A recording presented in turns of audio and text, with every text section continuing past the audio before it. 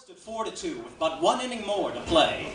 And so, when Cooney died at first, and Barrows did the same, a sickly silence fell upon the patrons of the game. A straggling few got up to go in deep despair. The rest clung to that hope which springs eternal in the human breast. They thought, if only Casey could get a whack at that. They put up even money now with Casey at the bat.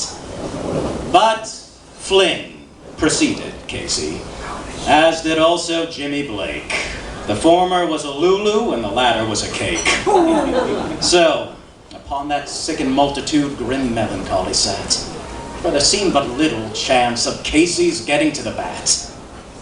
But Flynn let drive a single, to the wonderment of all, and Blake, the much despised, tore the cover off the ball. Yeah. And when the dust had lifted and the men saw what had occurred, there was Jimmy safe at second and Flynn a hugging third.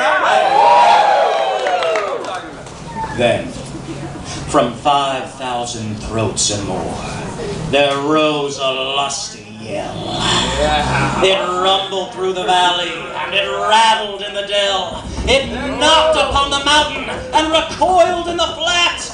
For Casey, mighty Casey, was advancing to the bat. Yeah!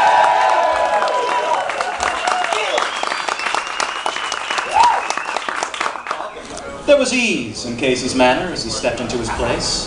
There was pride in Casey's bearing and a smile on Casey's face. And when, responding to the cheers, he lightly doffed his hat, no stranger in the crowd could doubt 'twas Casey at the bat. 10,000 eyes were on him as he rubbed his hands with dirt. 5,000 tongues applauded as he wiped them on his shirts. And while the writhing pitcher ground the ball into his hip, defiance gleamed in Casey's eye. A sneer curled Casey's lip.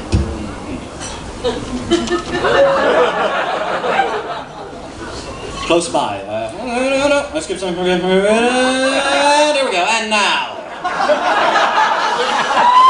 Stay with me. And now, the leather-covered sphere comes hurtling through the air. And Casey stood a-watching it in haughty grandeur there. Close by the sturdy batsman, the ball, unheeded, sped. That ain't my style, said Casey. Steer right, one! The umpire said. From the benches, black with people, there went up a muffled roar, like the beating of the storm waves on a stern and distant shore. Kill him! Kill the umpire! Shouted someone in the fans. And it's likely they'd have killed him had not Casey raised his hand. With a smile of Christian charity, great Casey's visage shone. He stilled the rising tumult and bade the game go on. He signaled to the pitcher. Once more, the spheroid flew. But Casey still ignored it, and the umpire said, Steer right! 2. Cried the maddened thousands, and the echo answered, But one scornful look from Casey, and the audience was awed. They saw his face grow stern and cold. They saw his muscles strain. They knew that Casey wouldn't let that ball go by again. The sneer is gone from Casey's lip. His teeth are clenched with hate. He pounds with cruel violence his bat upon the plate. And now, the pitcher holds the ball. And now he lets it go. And now the air is shattered by the force of Casey's blow. Oh, somewhere in this favored land, the sun is shining bright. The band is playing somewhere. And somewhere, hearts are light. Somewhere men are laughing, and somewhere children shout. But there is no joy in Mudville. Mighty Casey has struck out.